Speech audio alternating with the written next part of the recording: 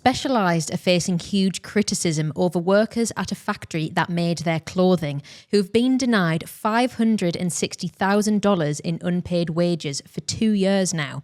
So this case centres around a garment factory in El Salvador called APS, which was making clothing for Specialized along with a handful of other companies. That factory went bust in August 2022, and workers were abruptly dismissed and left with unpaid wages and benefits totaling $1.3 million. To put that into some context for you, on average, each of them were owed more than $2,000, which is equivalent to about 6 months' wage for them. That is a lot of money for anyone to lose. So the Chinese company who owned the factory had gone bust too and couldn't be pursued for compensation. So the only option for these workers was to go directly to the brands that they made the clothing for, many of which, including Specialized, have fair labour policies that they specifically reference paying workers what they're owed. Long story short, all the other brands who were using that factory have contributed to the tune of almost 1.3 million. Only one company hasn't, Specialized. In fact, not only have they contributed nothing after 2 years, but not-for-profit organisations acting on behalf of these workers say that Specialized have ghosted them and then started blocking their email domains. This is wild. It is, isn't it?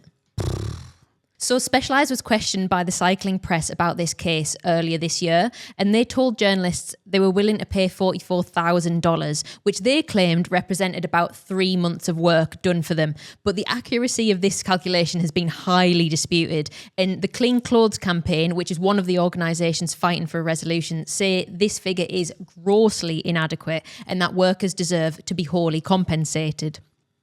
What's more, my sources tell me that this offer by Specialized was never actually put forward to the workers or their representatives directly before it was shared to the journalist, probably because all of those people were blocked. But the first time the figure was ever mentioned was to the press, so there's been questions raised about their motives for doing this.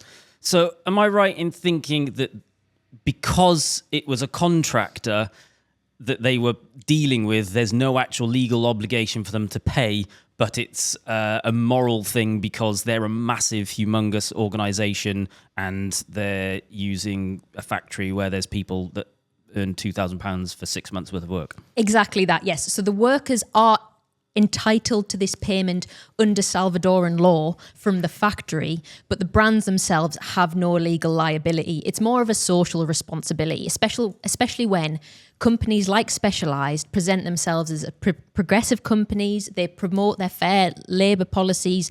They want, they have green stances. They want us to think that they give a shit ultimately. And it's actually becoming increasingly common for brands to step in and pay workers' wages when factories fail, and it's considered best practice by organisations such as the Fair Labour Association. So I spoke to a lady called Priscilla from the Clean Clothes Campaign, which is one of the organisations fighting on behalf of the workers, and she summed it up perfectly. The law is a really great tool, right? But we can't always be looking at the legal framework because so often that legal framework is woefully inadequate when it comes to protecting vulnerable people. Yeah. And what it all really comes down to is a very basic thing of you are outsourcing to save money. That's why all brands do this, whether you're a cycling brand or another clothing brand. And now, your workers have just got over because of these decisions that you've taken. Mm-hmm. And now, you have a responsibility to give them redress, give them some compensation for the very real harms that they're suffering. So as she says, it's a social responsibility. And I think as consumers, we want to know that the brands that we're buying from have a moral compass. That also, Specialized are definitely not short of money. For example, in their marketing budget, they sponsor numerous Tour de France teams, Red Bull Bora, SD Works. Well, this is Soudal. So much money to these workers. Oh, yeah, loads. So much money. Yeah. Like life-changing. If they don't get it, a lot of the people will be in trouble. Yeah. I imagine. And this is not very much money for Specialized. So just fix it. Exactly. Like, what's wrong with you? You already have a reputation for being a not very nice brand to the smaller guy. There's a lot of David versus Goliath stories of Specialized suing smaller businesses legally, but ethically it's questionable. The way they deal with situations like this has historically not been good. do something good and fix your reputation. I totally agree. And in that interview earlier in the year, Specialized spokesman Ben Edwards said, "We all have the same goal, make sure the workers get paid what they're owed for any work they did on Specialized apparel that they did not receive income for. But actions speak louder than words. This week marks the 2-year anniversary of that factory closing, and there's still $559,000 in unpaid wages. Specialized is the only company not to have contributed anything." I suppose we don't know that 559,000 is all Specializes. No, but I think the point that the Clean Clothes campaign is trying to get across is the workers deserve to be wholly compensated. Mm-hmm. Specialized has no legal obligation to do anything. None of these companies did. There were other large companies, Gildan, who make T-shirts. I think there's one called Hanes as well.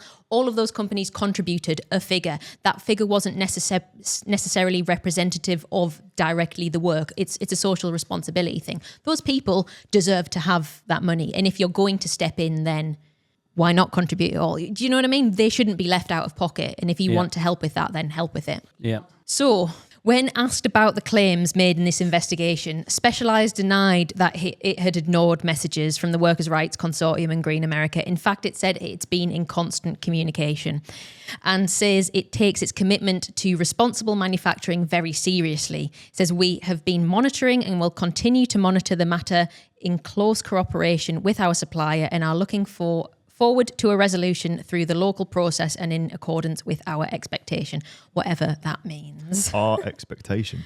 What? Yeah, I don't know.